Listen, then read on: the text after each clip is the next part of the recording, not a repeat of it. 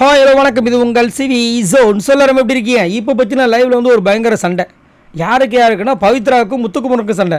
என்னையா சொல்கிறீங்க அப்படின்னு கேட்டிங்கன்னா செம்ம சண்டை.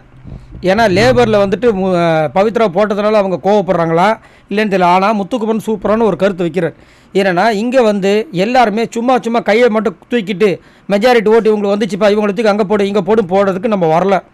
நம்ம அவங்க தனித்தனியான ஒரு கருத்தை வந்து அங்கே வந்து அந்த இன்டுமார் போட்ட இடத்துல வந்து சொல்லணும். சொன்னால் அதுக்கு வந்துட்டு ஆப்போசிட்டில் இருக்கவங்க கருத்துக்கு உடன்பட்டாங்கன்னா அங்கே வரும்.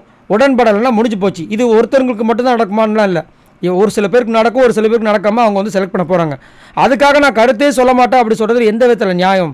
அப்போ எப்படி மக்களுக்கு தெரியும் உங்களோட கருத்து எப்படி போகும் அப்படின்னு சொன்னால், பவித்ரா வந்துட்டு நான் எதுக்கு சொல்லணும், நான் எதுக்கு சொல்ல நீங்கள் எதிர்பார்க்குறீங்க கேட்குறாங்க. நீங்கள் சொன்னால் தானே உங்களோட கேம் தெரியும், நீங்கள் விளையாட தெரியும்னா நான் சொன்னால் நீங்கள் கேட்க போகிறதே கிடையாது, நீங்கள் கேட்குற மாதிரியும் தெரியல, அப்புறம் எதுக்கு நான் வந்து சொல்லணும், என்ன நீங்கள் மதிக்கவே மாட்டீங்கன்னு சொல்லிட்டு அவங்க சொல்கிறாங்க. ஏங்க நாங்கள் மதிக்கல உங்களுக்கு யாருங்க சொன்னது? ஆமாங்க நீங்கள் பண்ணதில் அப்படி தான் தோணுச்சுன்றாங்க.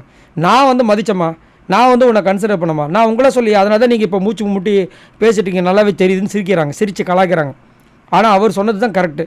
ஏன்னா இந்த பிக் பாஸ் வீட்டுக்குள்ள அப்படி பார்த்தீங்கன்னா அவர் அழகாக சொல்கிறார். அப்படியாம்மா சரி நான் அப்போ பேசி நான் 15 பேர்கள் கேட்குறேன், எனக்கு கப்பு கொடுத்துருவீங்களா, டிபேட் பண்ணுவீங்களா? அந்த மாதிரி பேசுனா தான் தெரியும். நீங்கள் பேசாமல் நான் கம்முன்னு உட்காந்துக்கிட்டேன், நான் பேசினா நீங்கள் யாரும் கேட்க மாட்டீங்கன்னு சொல்லிட்டு உட்காந்தா என்னமா அர்த்தம் அப்படின்னு சொல்லிட்டு பொழக்கிறாரு. ஆனால் பவித்ராவுக்கு புரிய மாட்டுது. அவங்க அதுலேயும் வந்துட்டு முத்துக்குமரன் வந்துட்டு என்ன ஆக்சுவலாகனா எல்லாருக்குமே காண்டு. லேபர் டீமில் இவங்களை போட்டாங்க ஒன்று. இன்னொன்று என்னென்னா இவர் வந்து அங்கே பேசி ஸ்கோர் பண்ணுறாரு.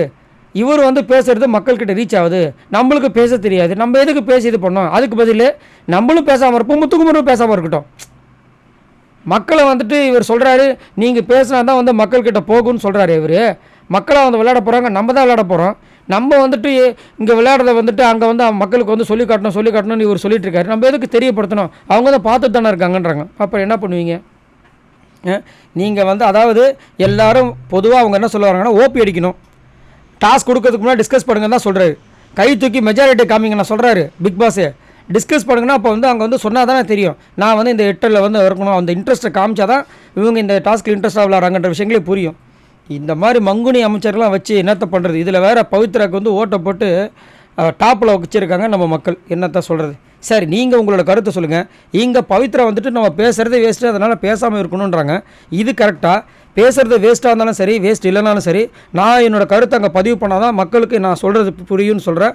முத்துக்குமரன் பேசுறது கரெக்டாக? மறக்காமல் கமெண்ட்ஸ் பண்ணுங்கள். பாய் நண்பர்களே.